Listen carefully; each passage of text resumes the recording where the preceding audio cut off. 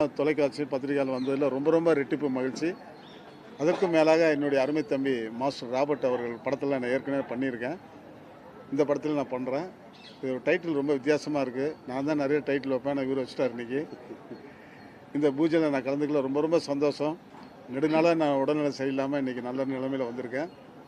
எல்லோரும் அப்படி இப்படின்னு எனக்கு சொன்னாங்க. அதெல்லாம் தாண்டி நானும் வருவேன்னு வந்துட்டேன். கண்டிப்பாக உங்களுடைய ஆதரவுலாம் எனக்கு வேணும். இதற்கு மேலாக என்னுடைய அருமை தம்பி வினோத், விஜய் முரளி சார், சங்கர் கணேஷ், வையாபுரி இவங்கெல்லாம் எனக்கு முழு ஆதரவு கொடுத்து இந்த திரைப்படத்தை மிகச்சிறந்த திரைப்படமாக, மிகப்பெரிய வெற்றி படமாக நீங்கள்லாம் கொடுக்கணும். அப்படி இல்லைன்னு நான் கொடுத்துட்றேன், ஒன்றும் கவலைப்படல.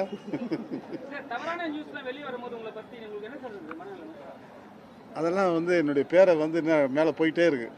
அதனால் நான் அதை பற்றிலாம் கவலைப்பட மாட்டேன். கடவுள் என்றைக்கா ஒரு நாள் நம்மளை கொண்டு போவார். அது குறுகிய காலத்தில் நாங்கள் கண்ணு முன்னால் பார்க்குறதுனால ரொம்ப சந்தோஷப்படுறோம். வேற ஒன்றும்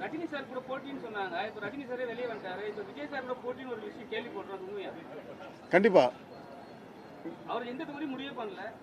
அதாவது முடிவு பண்ணல. ஜோசப் விஜய் அவர்களே, உங்களை நான் ரொம்ப மதிக்கிறேன்.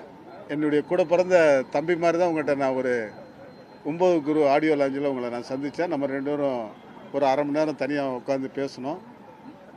அப்போ நீங்கள் சொன்னீங்க எனக்கு உலகம் பூரா ஃபேனு, ஆனால் எங்கள் வீட்டில் என் பையன் உங்கள் ஃபேனுன்னு சொல்லி ரொம்ப சந்தோஷப்பட்டீங்க. நானும் ஹாப்பியாக இருந்தேன். ரொம்ப அமைதியாக இருந்தவர் இன்றைக்கி பார்த்தா மேடையில் பயங்கரமான டைலாக்கு, பயங்கரமான வசனம் இதெல்லாம் பேசுகிறாரு.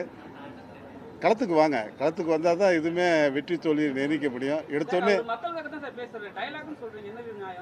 இல்லை, அதாவது பேசுகிறது வந்து மேடையில் பேசணும். அவர் டைலாக் மாதிரி இங்கிட்டு அங்கிட்டு போகிறாரு வராரு, வீரபாண்டி கட்டரமாமா வசனம்லாம் பேசுகிறாரு. அது வந்து அந்தளவுக்கு வந்து மக்கள் பாதி பேர் ஏற்றுக்கலாம். கூட்டம் எனக்கு கூட தான் கூடுது. கூட்டத்தை வச்சு எதுவுமே நம்ம கவனிக்க முடியாது. எனக்கும் ரசிகர்கள் ஏகப்பட்ட பேர் இருந்தாங்க. நானும் கட்சி ஆரம்பிக்கணும் ரொம்ப தீவிரமாக முயற்சி எடுத்தேன். கடைசியில் என்ன சூழ்நிலை தள்ளிடுச்சு. அதனால் என்னுடைய அருமை தம்பி எங்கே நின்னாலும் 26 எங்கே நின்னாலும் அவர் எதிர்த்து நிற்க நான் தயாராக இருக்கிறேன். அவர் தயாரான்னு கேட்டுக்கு கட்சியில் ஆரம்பிக்க மாட்டேன். பெரிய கட்சி கூப்பிட்டா கண்டிப்பாக அவங்க சார்பாக நிற்பேன். இல்லை சுயேட்சையாக நின்று அது வாய்ப்பு கிடைச்சா சேருவேன் கண்டிப்பாக. எதிரியும் கிடையாது, நண்பனும் கிடையாது. இதெல்லாம் சும்மா டைலாக் சொல்கிறது தான். நாளைக்கு கூட்டணிக்கு வாங்கினா போட்டி போக போகிறாரு. இதெல்லாம் வந்து ஒரு பெரிய விஷயமே இல்லை. அவர் மக்களுக்கு வந்து என்ன செய்ய போகிறாரு, அவருடைய கொள்கை என்ன, அதெல்லாம் சொல்லாமல் எடுத்துக்கலாம் நான் அவருக்கு எதிரி, நான் அழிச்சிருவேன் வச்சிருவேன், இதெல்லாம் சொல்லக்கூடாது. இதெல்லாம் ரொம்ப தப்பு. அவங்கெல்லாம் வந்து 50 வருஷம் சர்வீஸ், இவருக்கு வயசு தான், அவருடைய அனுபவம் இவருடைய வயசு. அதனால் எடுத்தவங்க ஒருத்தர் மேடையில் கூட்டம் இருக்குது, மக்கள் இருக்காங்கன்னு சொல்லி பேச வேணாம். எதுவுமே நான் உங்களுக்கு எனக்கு வந்து ரொம்ப மானசீகமாக நான் வந்து தமிழக முதல்வர் ரொம்ப நேசிக்கிறேன். அவர் இப்படி பேசும்போது நான் ரொம்ப வேதனைப்பட்டேன். என்னடா இவர் இப்படி பேசிகிட்டு இருக்காரு, ஒரு நடிகராக இருந்து இப்படிலாம் பேசலாமா? அவர் முதல்ல நடிகருக்கும் டெக்னீஷியனுக்கும் மற்ற கலைஞருக்கும் அவர் உதவி பண்ணட்டும்.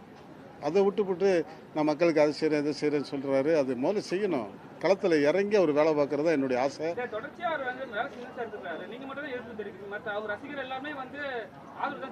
கண்டிப்பாக அவர் ரசிகர் ஆதரவு தருவாங்க, எனக்கு ரசிகர் எனக்கு ஆதரவு தருவாங்க. கூட்டத்தை பார்த்து எதுவுமே நம்ம கவனிக்க முடியாது. ரசிகர்கள் வேறு, வாக்காளர் வேறு. அதனால் கூட்டம் இருக்குது. எனக்கு கூட்டம் அவ்வளோ கூட்டம், இவருக்கு மேலே கூட்டம் இருந்தது. நானும் கட்சி ஆரம்பித்தேன், நானும் எம்பியாக நின்னேன். அதுவும் போல் அவருடைய தந்தை எஸ்.ஏ. சந்திரசேகர் ப்ரொடியூசர் கவுன்சில் தலைவராக இருந்தார், நான் எதிர்த்து நின்னேன். இப்போ அவர் மகன் ஜோசப் விஜய் எதிர்த்து நான் நிற்க தயாராக இருக்கிறேன். கண்டிப்பாக இந்த கட்சி கூப்பிட்டாலும் கூப்பிடலைனாலும் நான் கண்டிப்பாக சுயேட்சையாக நிற்பேன்.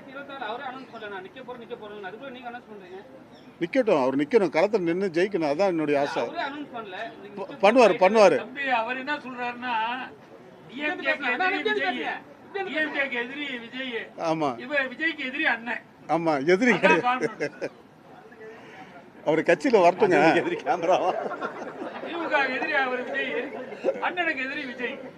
கண்டிப்பா அதான் எதிரினா அரசியல் ரீதியாக தான், மற்றபடி எதிரிலாம் ஒன்றும் கிடையாது.